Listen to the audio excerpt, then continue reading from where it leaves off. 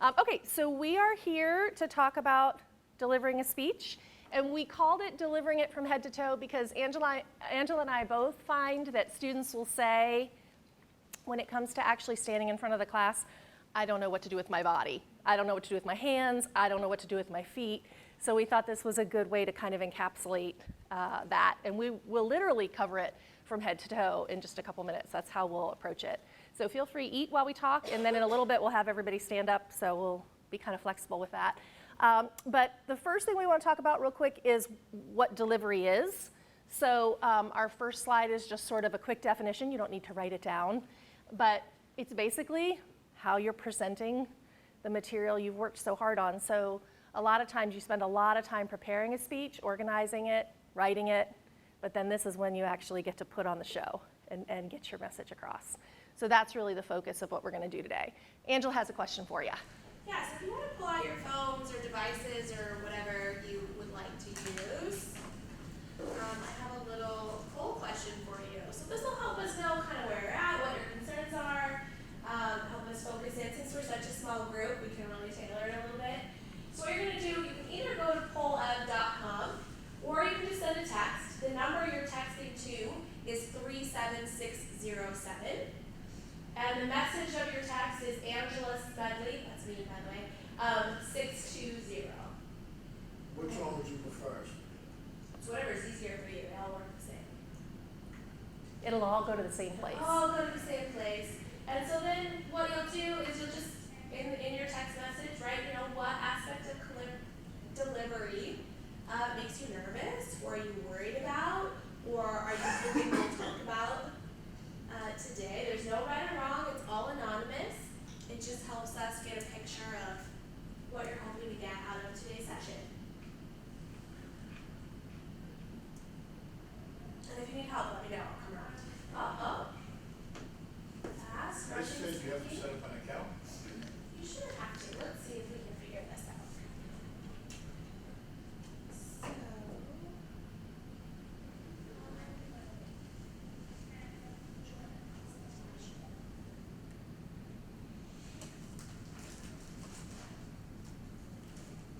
Feel free to spread out to the other desk. We've got lots of desk space.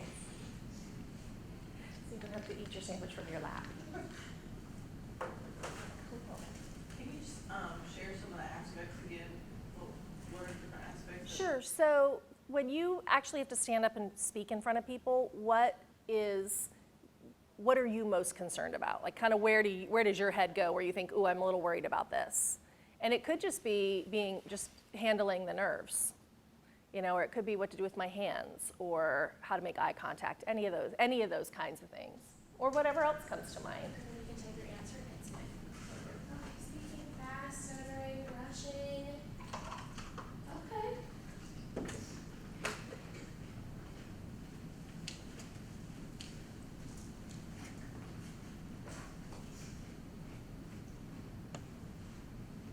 And certainly voice is one of the things on our list that we'll address. So a lot of the things that you all have up here are things about your speaking voice, which is definitely part of delivery as well. So we'll hit on that. And let's see, using notes, rushing, timing your message. So that's great. We'll look at all that. And a lot of times we see these kinds of things on the list, and then like we mentioned, we also see things like, what in the world do I do with myself when I'm up here? And students who are in my class, I make them get away from the lectern and actually speak like this. They're nodding. And the reason I do that is because once you can speak like this without something in front of you, you can speak anywhere, because sometimes we see folks hide a little bit behind there. So we'll get to all that in just a second. Next thing, though, that we might want to talk about real quickly are just the different types of delivery. So in the different circumstances you're in, what kind of delivery you might have to draw on. So if you want to maybe talk about the first couple, you can go through them. So not too often do you have to do an impromptu speech, right? So impromptu means that it's fairly off the cuff, that you don't have a lot of preparation time. What might be examples in your life where you might have to do that? I've done a couple of functions. Well, I went to a function and then was asked to speak at it.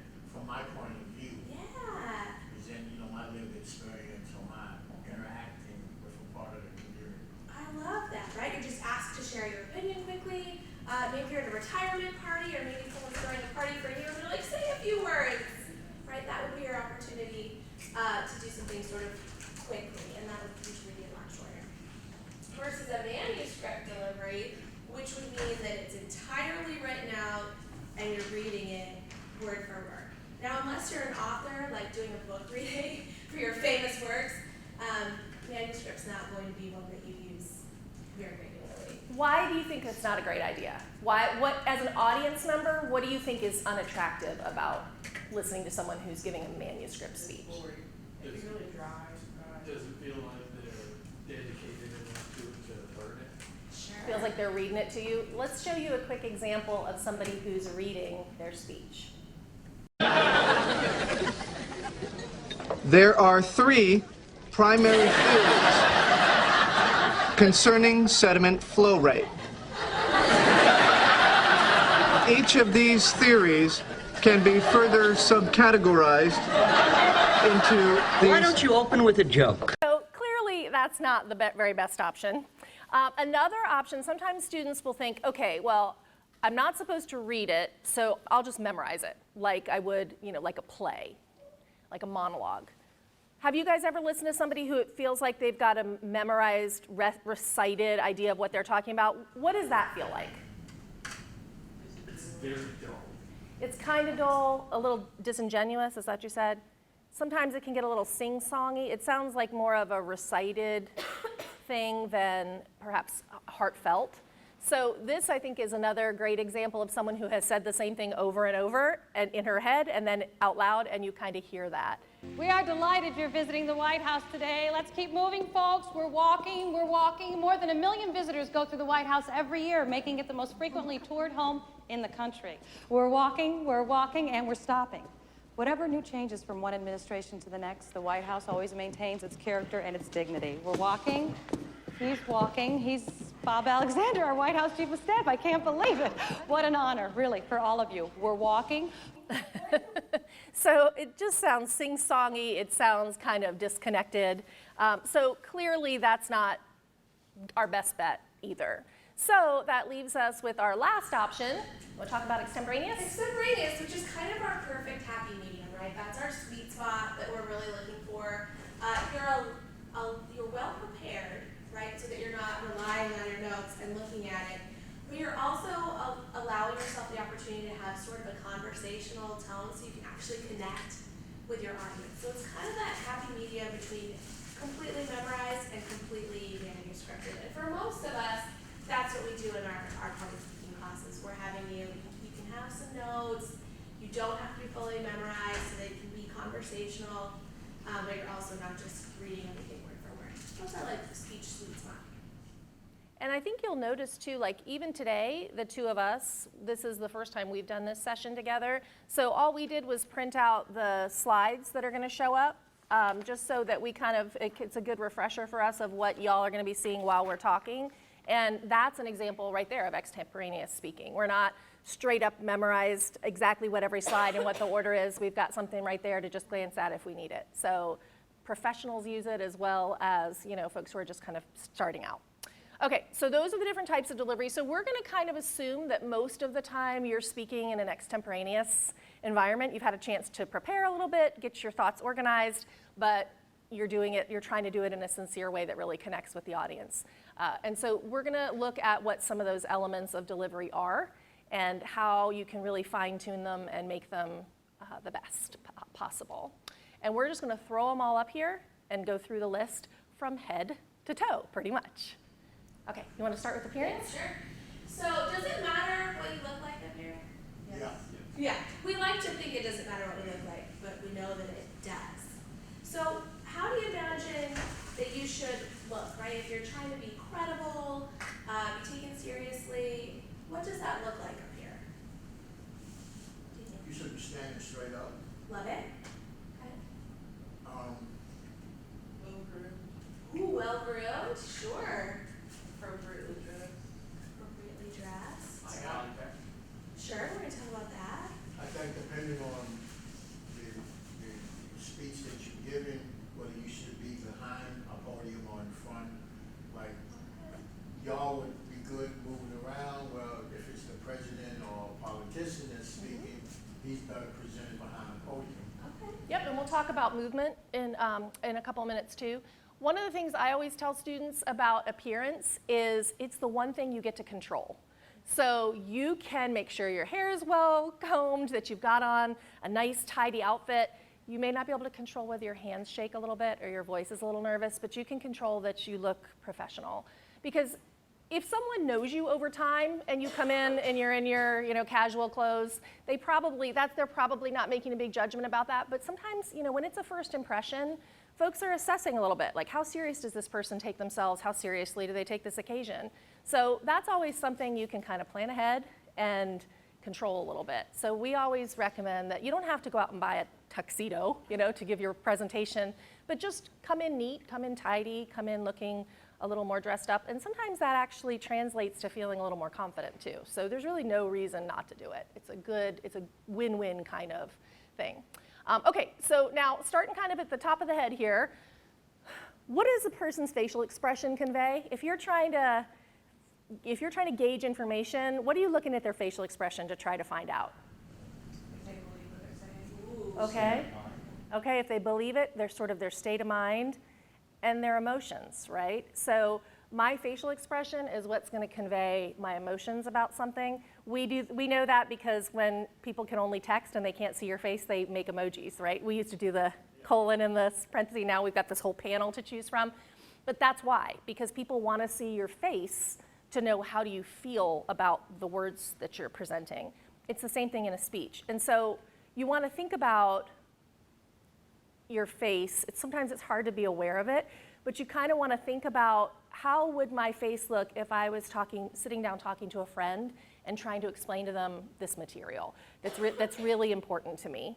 So if you're happy and excited, your face will kind of show that. If it's something more serious, your brow will furrow.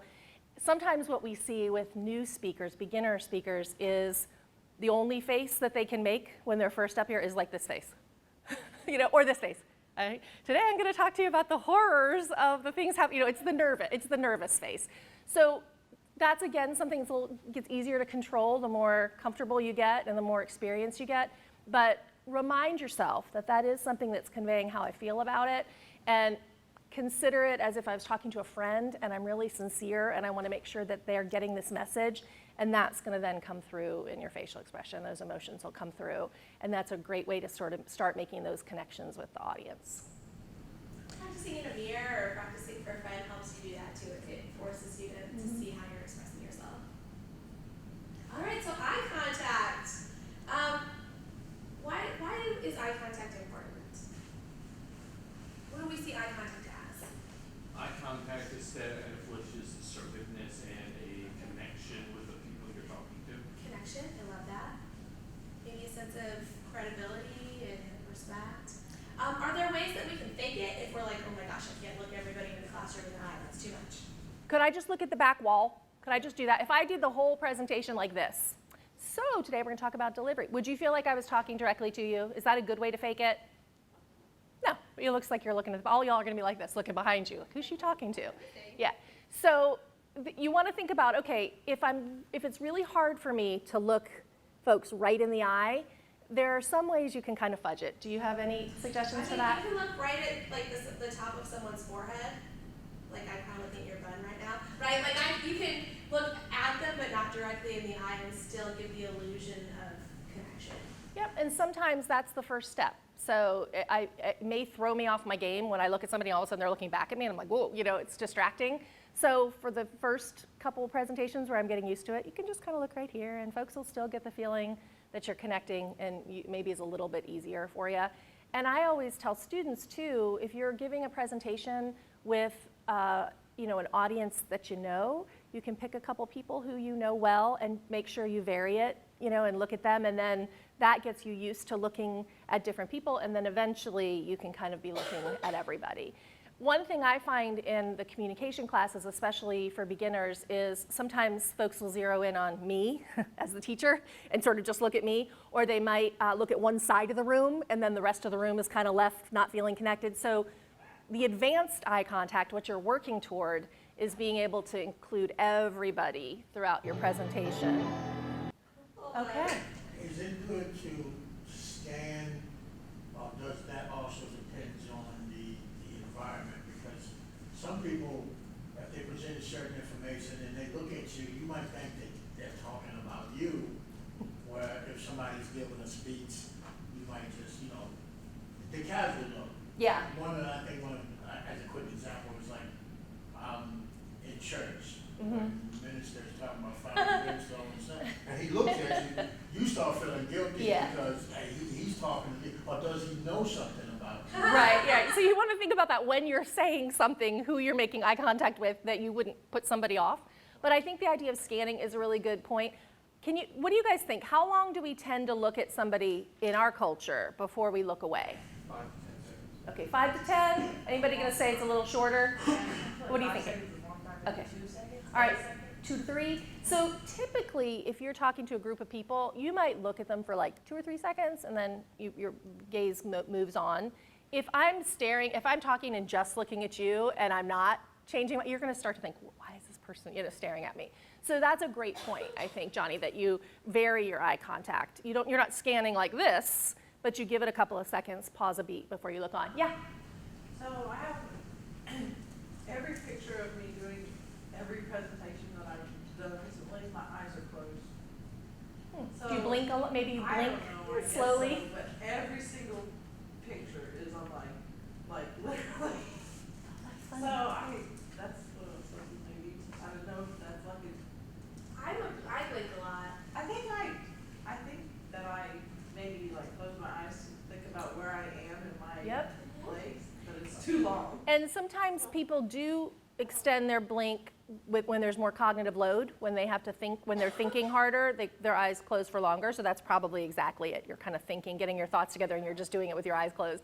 So a good thing, I always tell students, if you catch yourself doing something while you're doing it, so if you're mid-presentation and you think, oh my gosh, I'm realizing now I'm closing my eyes a lot, just take a second, take a deep breath, kind of focus on that, and then as you catch yourself doing it, try to correct it. And then if you can kind of correct in the moment, that's a much better way to do it than after the fact when you go, oh yeah, I blinked a lot that time. Next time I'll have to do better. If you can kind of catch it while you're doing it, that's when you're going to start to see it really improve.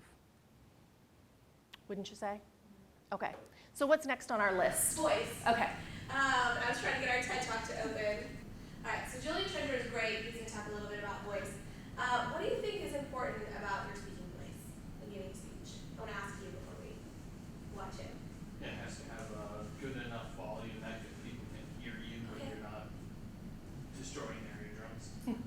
That's a good balance. Yeah, I agree with that. Okay. For me, I think one of the things is, the reason that I'm doing this and want to take the public speaking is really to work on my punctuation. Okay, and enunciation? Say it clearly and Because, precisely. I swear my essence, and sometimes when we've done videos and I went back and listened to a thing, I was like, wow, when I hear my own personal voice, right now I think I sound good, but I don't know. I think you do what too. y'all I think sound. you do, Johnny. And then when I go back and listen to it on the thing, I'll be like, oh my God.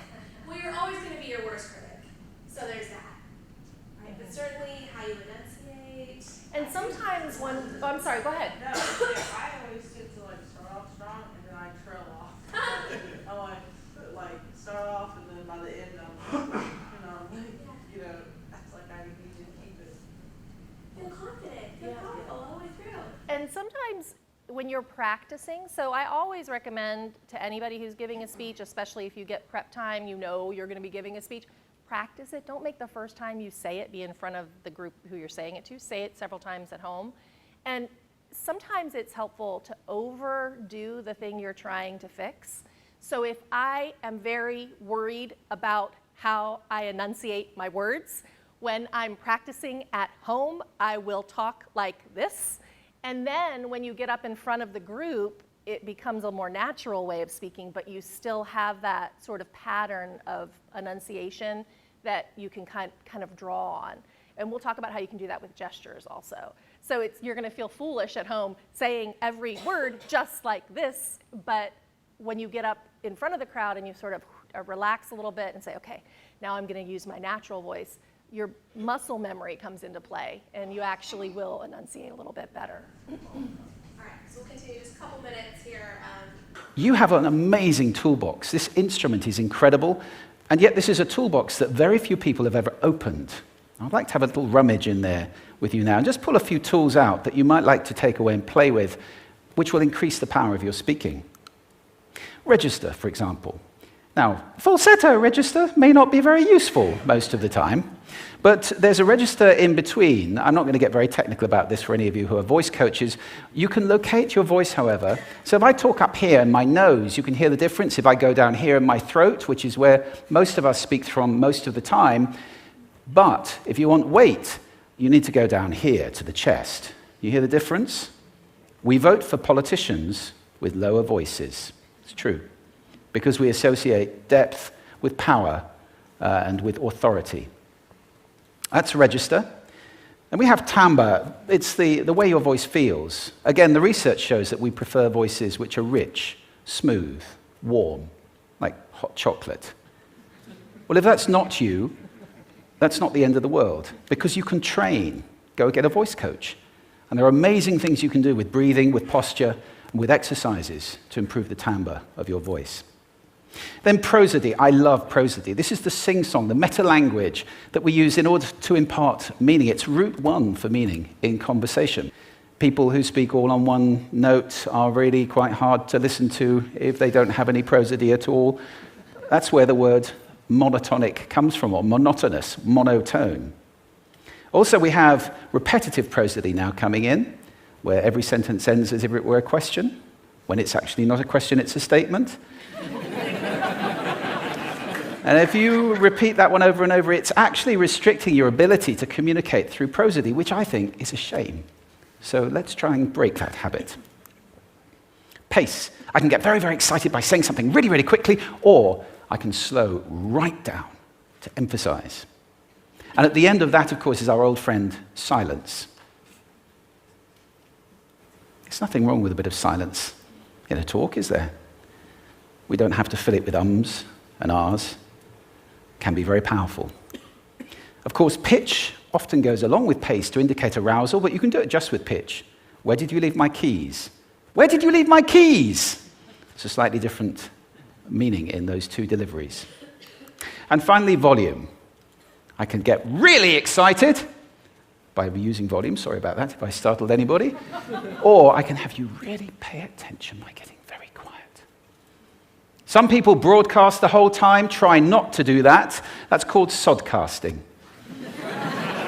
Imposing your sound on people around you carelessly and inconsiderately, not nice. Of course, where this all comes into play most of all is when you've got something really important to do. It might be standing on a stage like this and giving a talk to people. It might be proposing marriage, asking for a raise, a wedding speech, whatever it is. If it's really important, you owe it to yourself to look at this toolbox and the engine that it's going to work on. And no engine works well without being warmed up. Warm up your voice. Actually, let me show you how to do that. Would you all like to stand up for a moment? I'm going to show you the 6 vocal warm-up exercises that I do before every talk I ever do. Anytime you're going to talk to anybody important, do these. First, arms up, deep breath in, and sigh out, like that. One more time. Very good. Now we're going to warm up our lips, and we're going to go bop, bop, bop, bop, bop, bop, bop, bop. Very good. And now, just like when you were a kid. Now your lips should be coming alive. We're going to do the tongue next with exaggerated la, la, la, la, la, la, la, la, la. Beautiful. You're getting really good at this. And then roll an R. That's like champagne for the tongue. Finally, and if I can only do one, the pros call this the siren. It's really good. It starts with we and goes to or. The we is high, the or is low. So you go wee, or wee. Fantastic. Give yourselves a round of applause. Take a seat. Thank you. So all those things are really helpful, I think, because it pinpoints the aspects of voice that are important. But I think probably what's going to help you the most as beginner speakers is, especially if you're talking about a topic that you're really interested in and you're really passionate about, just think about how much you want that message to come across, how much you want people to understand what you're talking about, how important it is to you, how important it is to them, and let your voice carry that, just like it would if you were talking to a friend. And that comes, all those little nuanced things he's talking about are ways to fine tune it, but the sincerity that can come from your voice is really sort of the whole package. So I think that's important about voice. Anybody have any other thoughts or questions on voice? Because I know that was one that came up. That was one on our list from the beginning. Okay. All right. What does posture tell you about a speaker? If I'm standing up here like this, giving my speech, what's that? Okay, how confident a person is. What is this telling you? Not very confident. Not that interested, right? Doing it just to do it. So posture is another really easy one that you can kind of control without having to think a whole lot about it.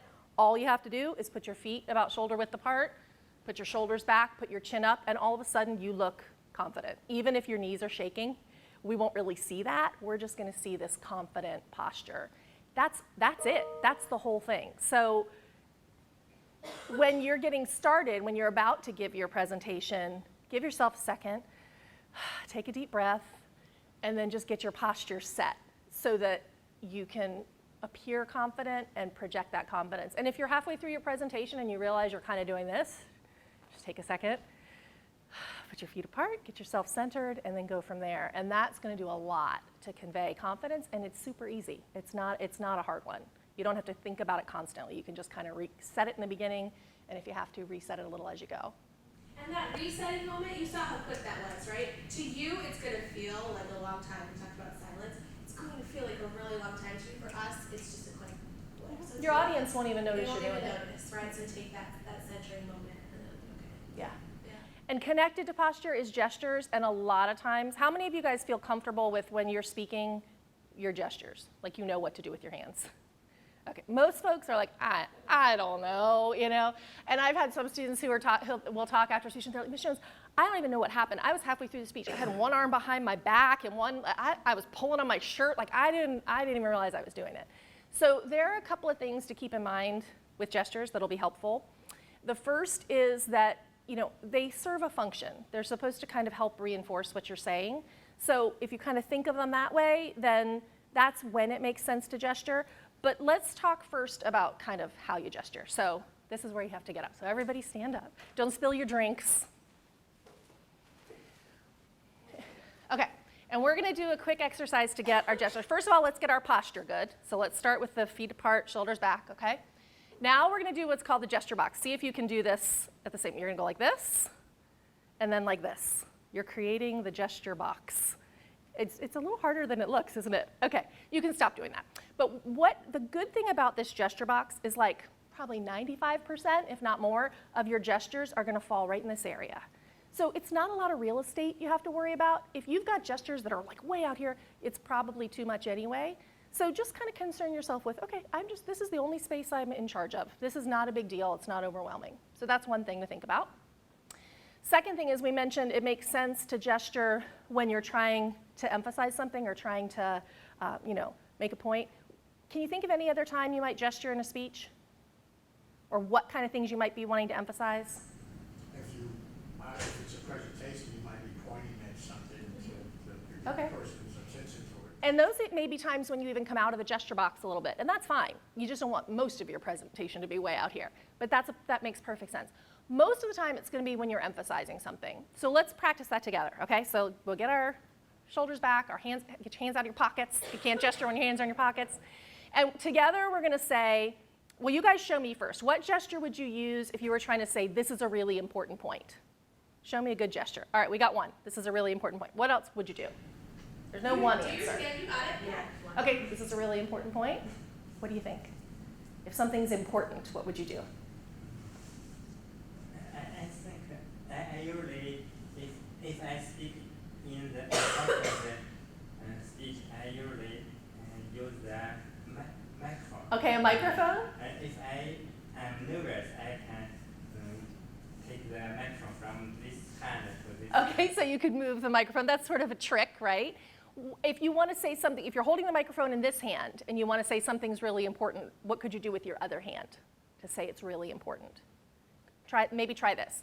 This is really important. So give that a try. This is important, or this is important, like the Bill Clinton, that's what people used to call this one. This is important. The politicians tend to do that. But together, we're going to try one. You can do whatever you want, but together I'm going to say 1, 2, 3, and we're going to say, this is a really important point, and I want you to gesture while you do it. Okay, ready? 1, 2, 3. This is a really important point. It doesn't sound important. It does not sound important at all. So let's remember to include voice and volume and facial expression, and show me a gesture again. Ready? 1, 2, 3. This is a really important point. Good, and I like how you emphasize. Did you hear Johnny emphasize really at the same time? So let's try that again. Ready? I promise the last time. Maybe, if we do it well. Ready? 1, 2, 3. This is a really important point. Awesome. And Brandon, I saw your eyebrows go up. So I believed it, that this was a really important point. So at the minimum, when you all are giving your speeches, you know you can do this because you just did it, or whatever the gesture that was. And really just think about how that gesture can match what you're trying to emphasize and really reinforce it. Okay, you guys can sit down. Thank you for playing along. Yes. Last one? So the last one is movement, and movement is sort of tricky, right? Especially if you don't get to use the podium, yeah. right? So do you want to move at all? Sometimes, sure. What happens if I'm talking and I'm just like happy feeding all over the place? What does that feel like for the What are you audience? thinking about if I'm doing this? You're distracted by the random movements. Yeah, you're like, wait a minute, I'm looking at your feet. I'm missing all of the great things that you want to say. So you want to, part of that is practicing good posture and making your movement be purposeful, right? How can we make our movement be functional? So it might be, that, Ms. Jones comes over here to bring your attention to different parts of the space.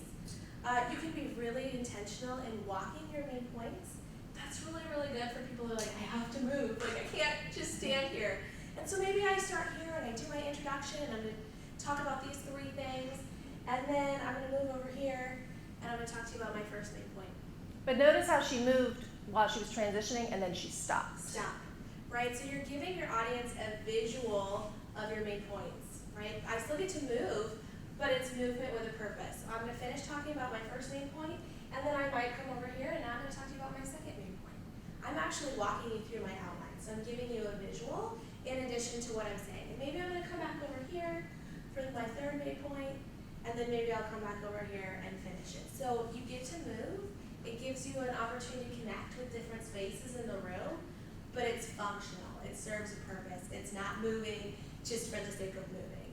Yep, and again, if you find yourself in the middle of your presentation and you realize, oh my gosh, I'm just pacing like a crazy person, I'm all over the place, just take a second, stop, plant your feet, put your shoulders back, and go. And if you're not comfortable adding movement into your presentation when you're first getting started, don't worry about it. You can convey energy through all the other things we've talked about, through your posture, your voice, your face, your gestures.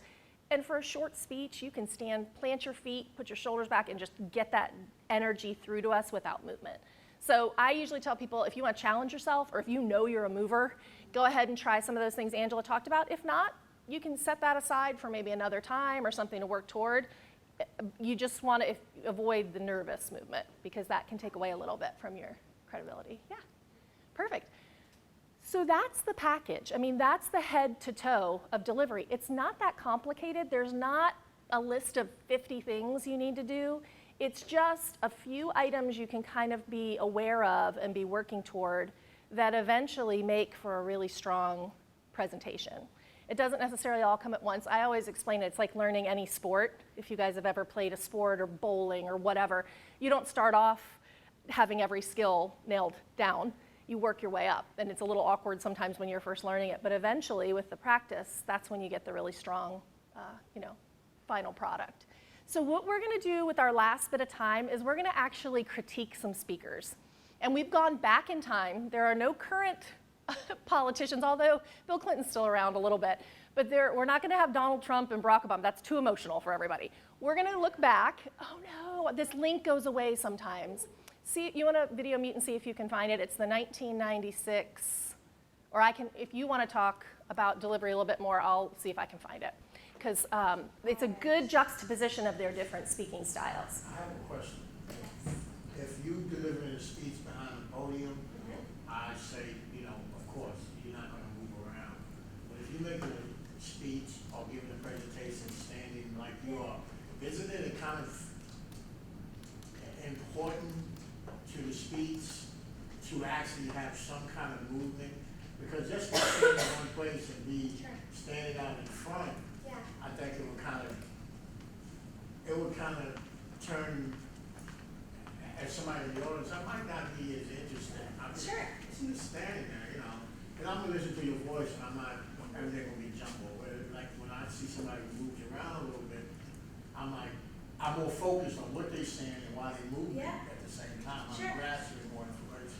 So I think that it depends on your comfort with movement. I don't disagree with you, right? Think about when you see motivational speakers use their whole space.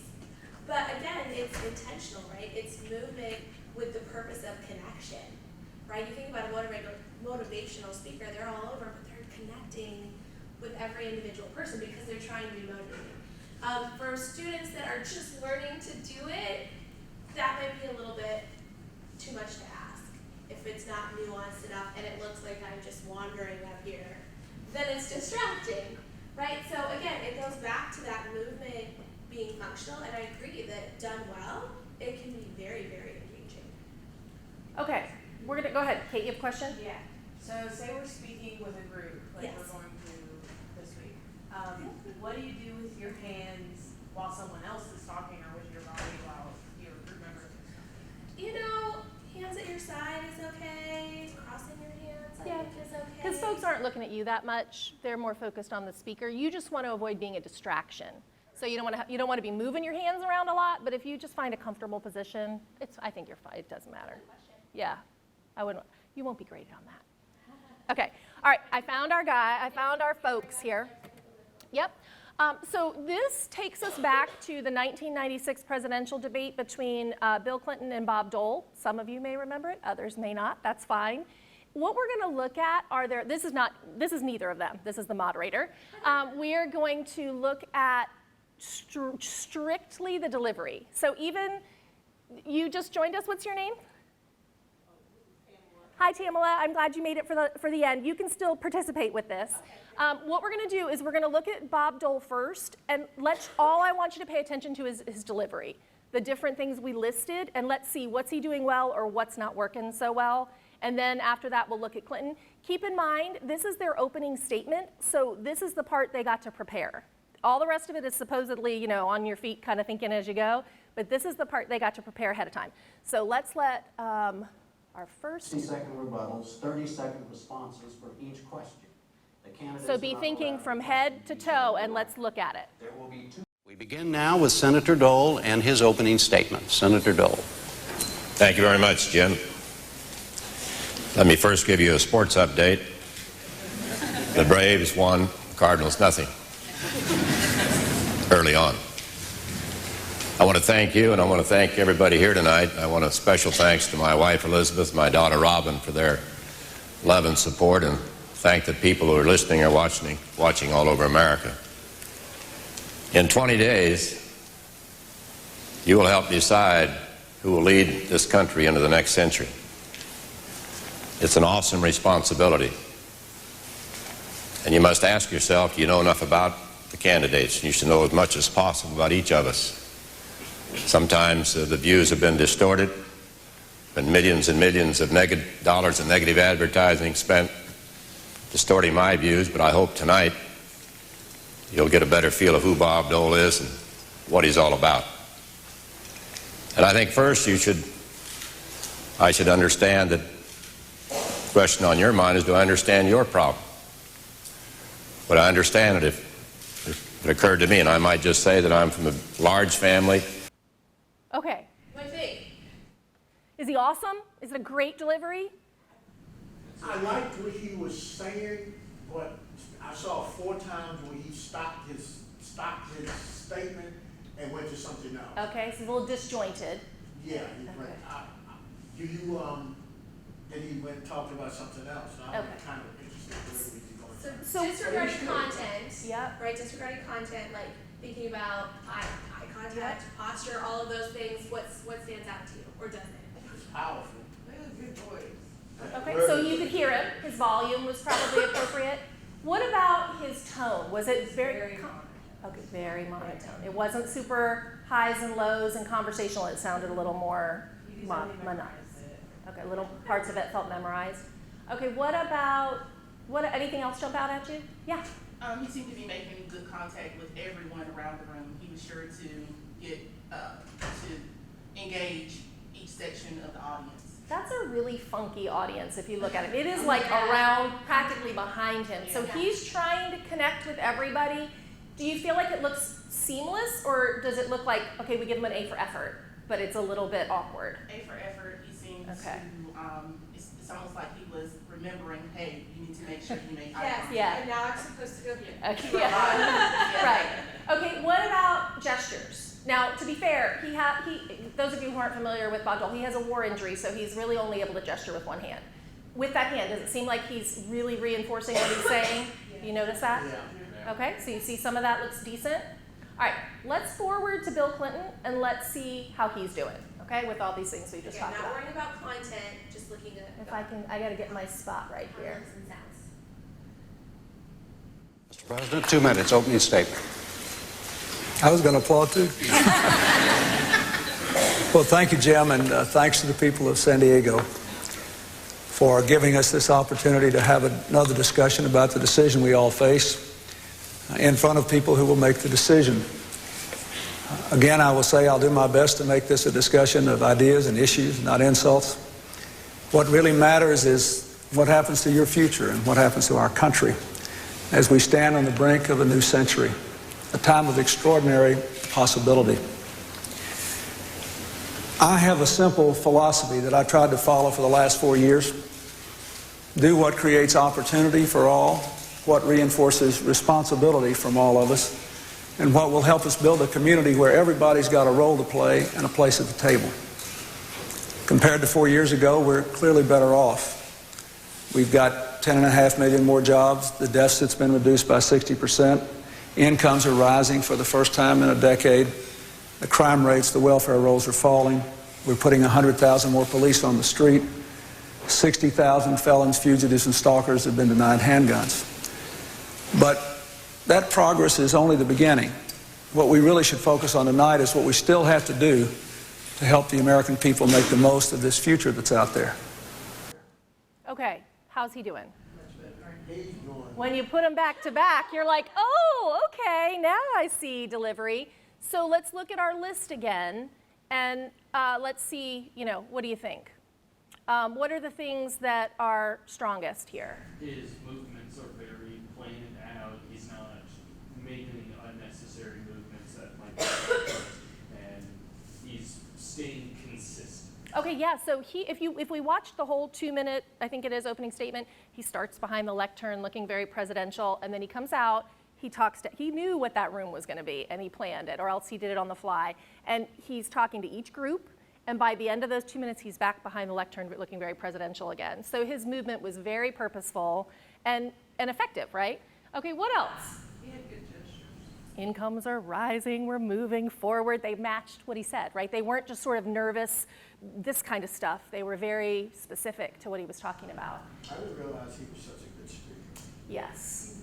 You, Well, he's maybe a little older and maybe not in the same, he doesn't have quite the same What did you space. notice about his facial expressions in the he was meeting? smiling a lot, Yeah. making you feel confident speaking to him. It flowed really nicely, like it didn't feel choppy. Yeah, so where you mentioned that Mr. Dole was kind of all over the place with his thoughts, he really had a smooth delivery of not just the elements we talked about, but also his thoughts were smoothly connected, and that came through also. So the reason that I like to show this in class and why we talked about choosing this one, this video for our discussion, is because it's a great example of how a delivery can make the difference. If you are, again, some of you may not be familiar with him, but after his political career, Bob Dole, he was on Saturday Night Live, he was on commercials. He's actually really funny, like a really dry sense of humor, but you didn't get that through this delivery. And so if anything, it took away from his message instead of really enhancing it. And that's what we want to be thinking about with delivery. It's the opportunity for you to take this really important thing you want to say to people and make it stronger because you got to actually say it instead of having them read it or something along those lines. So that's the purpose of delivery, is to get that message and really connect it to your audience. And these are the elements that can kind of help you do that. So the last kind of thought we want to leave you with? So here's the thing, no one is expecting you to be perfect, right? But the idea is that your passion, your heart, what you care about, comes through in your speech, and delivery is a way that can help you do that. You write the words, you write beautiful words, you write important messages that you want your audience to take away. And it's really important that that message is translated to your audience, right? This delivery is your vehicle to put this out there. So being able to practice with your words so that your message is as heartfelt and delivered as strongly as you can is what we're aiming for. We're looking for heart, not perfection. You guys have time to listen to one last little very short speech? Nobody's running a class. We're going to leave on one that conveys all this stuff that we just talked about. Not perfect, but very heartfelt. My wife's the reason anything gets done. She nudges me towards promise by degrees. She is a perfect symphony of one. Our son is her most beautiful reprise. We chase the melodies that seem to find us until they're finished songs and start to play. When senseless acts of tragedy remind us that nothing here is promised, not one day. The show is proof that history remembers. We live through times when hate and fear seem stronger. We rise and fall and light from dying embers, remembrances that hope and love last longer. And love is love is love is love is love is love is love is love, cannot be killed or swept aside. I sing Vanessa's symphony, Eliza tells her story. Now fill the world with music, love, and pride. Thank you so much for this.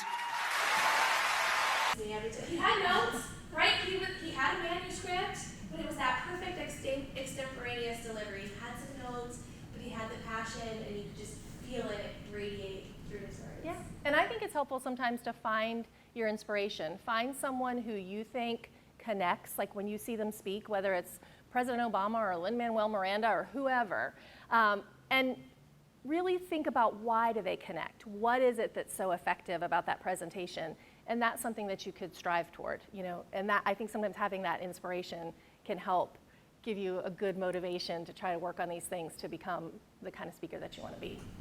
So if you want to, if you have your phone handy, you can do an exit poll everywhere. Based on what we talked about today, what's one thing that you really want to work on that you think you could put some focus and emphasis on? Doesn't have to be the whole list that we went through. Just one thing. Yeah, pick one thing that you're going to say, this is something I'm really going to work on. And while you're doing that, we just want to thank you for taking time out of your afternoon to come join us for this workshop.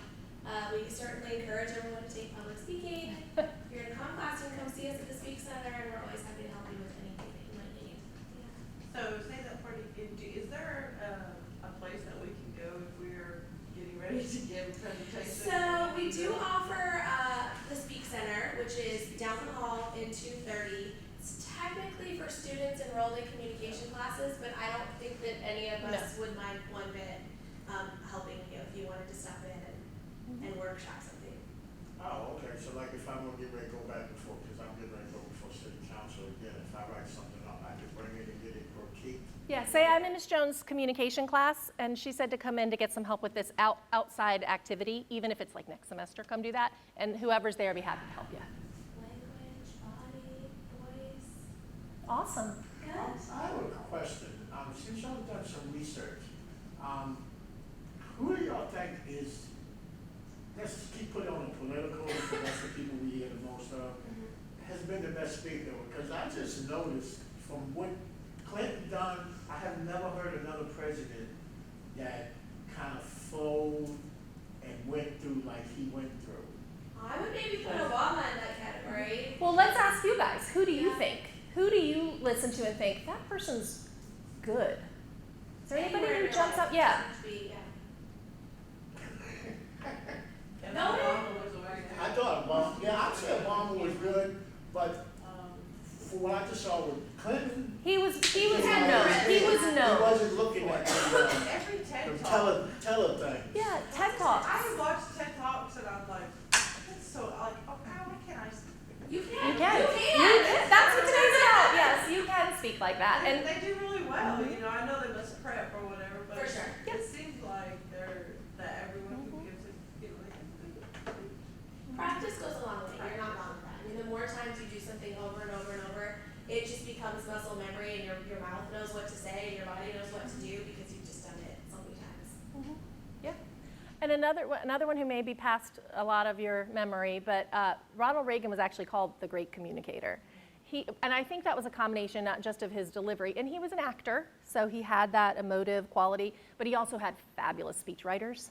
And so he connected the language and the delivery together, and he was, for a long time, he was kind of held as the gold standard. But I would say since then, we've had a couple of presidents who've been strong speakers. Most people don't think our current president hits all these marks with speaking. They may have other reasons for liking him, but as far as objectively looking at the communication, I think we've got some other folks that we can really see as inspiring in that way. What about when you have to give, like, it's great, you know, when you have to get, when you just are doing like a short lesson, or you have to give us something that you're like emotional, like that you have feelings about. But I find myself giving a lot of dry presentations that are just kind of boring, and you're just trying to relate information, and that's. We can talk about that a little bit. I mean, we sometimes have drier material that we have to present in class. And so some of it's, you know, making it interactive. And a lot of times it's like, okay, give a program overview in 10, 20 minutes or less, or, you know, use 10 slides, and it's like I don't know how to. we're happy to help you brainstorm. Yeah, if you've got that kind of stuff coming up, you're welcome to come on by and we'll help you with that. Sometimes I always kind of come back to try to find the piece of it that you really want people to understand. Like why, it's kind of a pain to have to give a 20-minute and it feels like, oh, but why is this important for them to know? So if you're doing the self-serve system for student enrollment or something for advising, it's kind of dry, but it's really important that they figure out how to do that. That's going to make their career at Wake Tech better. So if you can kind of keep that in mind, that sometimes is enough to get it to come through in your voice that you're excited about the content, even if it's kind of dry content by nature. Does that make sense? Yeah. Kind of dig deep. Well, what about when the time presentation, like 3 minutes? You got 3 minutes, you want to get your point across, you passionate about it. You'll practice it, you'll write it up, but then when you actually get before the people, that clock, it seems like it just like clicks right on by while you're just trying to get your ideas out. So should you time yourself at like 2 minutes if you got a 3-minute speech, or maybe 4 minutes if you got to cut a minute out? You're always going to talk a little faster in class. I feel like students will be like, oh, I timed it, it was this time frame. So, I mean, do give yourself kind of a 30-second grace, knowing that you probably will speak a little faster in class. Or do a focused effort to. Well, and some of it might also be knowing how you talk. Like if you know, okay, I've given enough speeches to know that in a 5-minute speech I could go for 7 minutes, like I regularly go for 7 minutes, then you, when you're preparing, prepare a 3-minute speech. And then you can always expand a little. Most of us don't, most people kind of, once they've spoken a couple of times, get a sense of, do I have to over or under, or can I shoot right for the middle? The more times you say it out loud, the more times you practice exactly what those points are you want to hit, the better you're going to be at hitting that time frame. Yeah, the more times you can kind of practice. If you're doing it off the cuff, it'll be luck if you happen to hit the time right. Yeah. How or what kind of exercises can you do to practice to slow your speech down? So I used to, when I was in college, I would write notes on my notes at different parts where I would actually write slow down. Okay. But really, it's Write it in a different color pen so you don't say slow down in your that speech. helps me a little bit. But really being okay with taking, because again, like that's gonna feel like you took forever to take that deep breath. For us, it's a quick second. Okay. Right? And find those spots in your speech where you can specifically pause. Right? Get really excited and tell me this main point. And then let me absorb it. Right? Use your words to help intentionally slow yourself down. And if you hear yourself talking fast, just take a second, pause, because I'm a fast talker. Those of you who have me in class, you know I can get a little bit excited and talk, and I'll just catch myself, and I'll sort of take a deep breath and slow it down until it gets faster, and then I'll slow it down again. So sometimes it's just being able to adjust. If you think about, my favorite metaphor for speech delivery is like learning to drive. So when you're first learning to drive, all you can do is stay on the road. Like, okay, just don't hit anything, don't hit the curb, and that's all you can think about. Now, all of us as seasoned drivers we can listen to the radio, we could probably eat a sandwich, we can probably, drink our coffee, and we can still be aware of what we're doing as a driver. It's the same thing with speaking. Eventually, you'll get to the point where you can think about the material you're presenting and also be aware of your delivery. You can multitask. It just takes some time. That's just practice. That's like any new skill, to be able to be aware of both things at once. At first, it's just one thing. Just let me say it and get down. But eventually, you're able to kind of be aware of both. And you'll get that. You'll get there. The more times you do it, you'll start to say, oh, yeah, this is, okay, now I can pause. Now I can gesture. And you can kind of be aware of both things at once. You just have to put in the time. Eventually, you get to where you can do that. And then all bets are off. Then you can really fine-tune it. Sorry, we've taken up Yes. lots of your time. We don't want to hold you, but we'll be here for a few minutes. Yeah, if anybody has specific questions after. But thank you for coming. Thanks for being flexible with our makeup date and everything. We appreciate it. And Sandwich or two. there's another Speak workshop coming up. You can take a look online. I think it's at the Tech It's at Medical Campus. It's It's not here. It's not here. So you can look at it and decide if that's something you're interested in. Thank you so much for Thanks, coming. guys. Thank you. Yep.